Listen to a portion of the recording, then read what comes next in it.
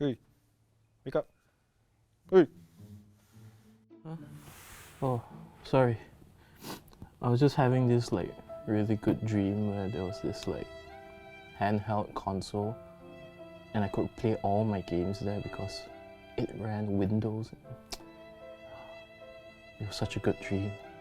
So you mean the ROG Ally? The what? Yeah, the ROG Ally, dude. Oh my god, yes!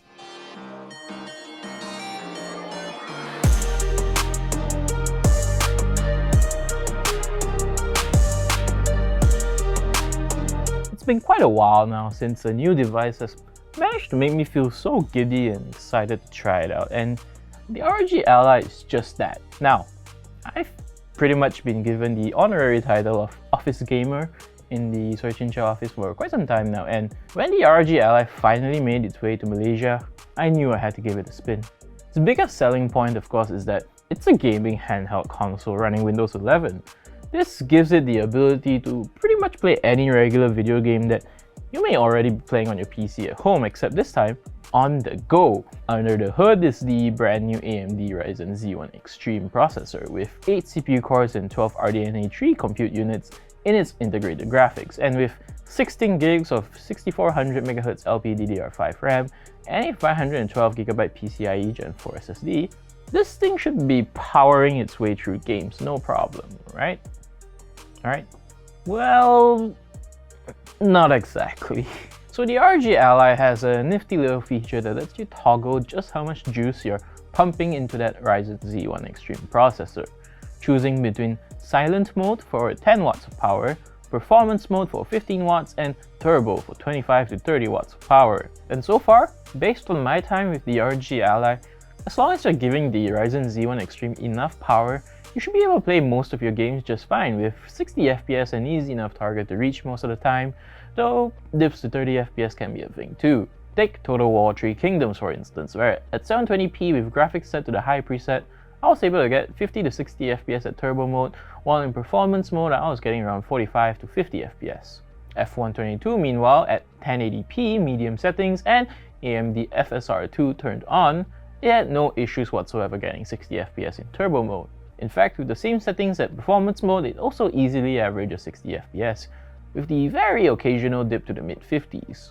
But when you drop the power mode down to silent, it becomes nearly impossible to play your more demanding titles. At the 10W silent mode, Total War 3 Kingdoms becomes a slideshow, getting just 15 to 20 FPS. F122 also performs worse, getting just 30 FPS, but crucially a lot of choppy audio to go with it too, making it nigh unplayable.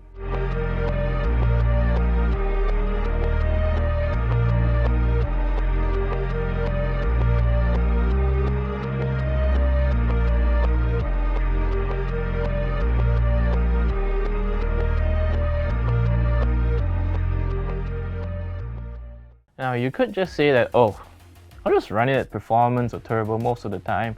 No big deal!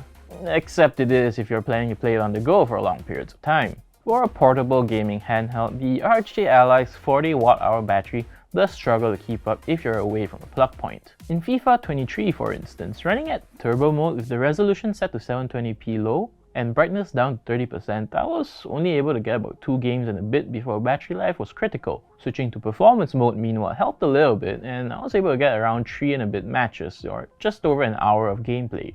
Maybe I could have gained even more playtime by playing at silent mode, but as the numbers show, you'll be in for a pretty rough time. So okay, battery life is kinda rough. If you're planning to get the ROG Ally to play your games mostly on the go, then you have to make sure that you either have a plug near you or just bring along a decent enough power bank. That's not the only issue I have with the ROG Ally though battery life is the only major one, with the rest being minor nitpicks. The joysticks and buttons, for instance, don't feel particularly great, especially if you're already used to the official Xbox controller, but they're good enough. It's also not the most comfortable controller, and it took me a while to get it used to it holding in a way that I can actually access all of the buttons and the triggers. Then there's also the Asus Armoury Crate SE software tool, which yes, does make it easy to navigate around and tweak performance settings on the go, as well as groups all of your games together, but Asus will need to iron out the bugs a little bit more. One thing I did like about it though is how easy it is to set up the control scheme for games that are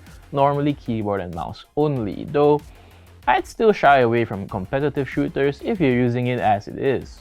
You'll also have to either set up Steam in offline mode if you want to play your games without an internet connection, or turn on a hotspot on your phone to log in and launch your games if you don't have Wi-Fi. I'm not really sure why they didn't have a SIM card slot here though, as it would have made it that much more of a portable device. But despite all that, I really enjoyed my time with the ROG Ally. I just love the freedom it allows, where I can pretty much always enjoy a bit of gaming on the side during my lunch break, for instance, or while I'm on the train, or when I'm waiting for a ride. I can just slide it out of my bag and boom, another game of FIFA done and dusted.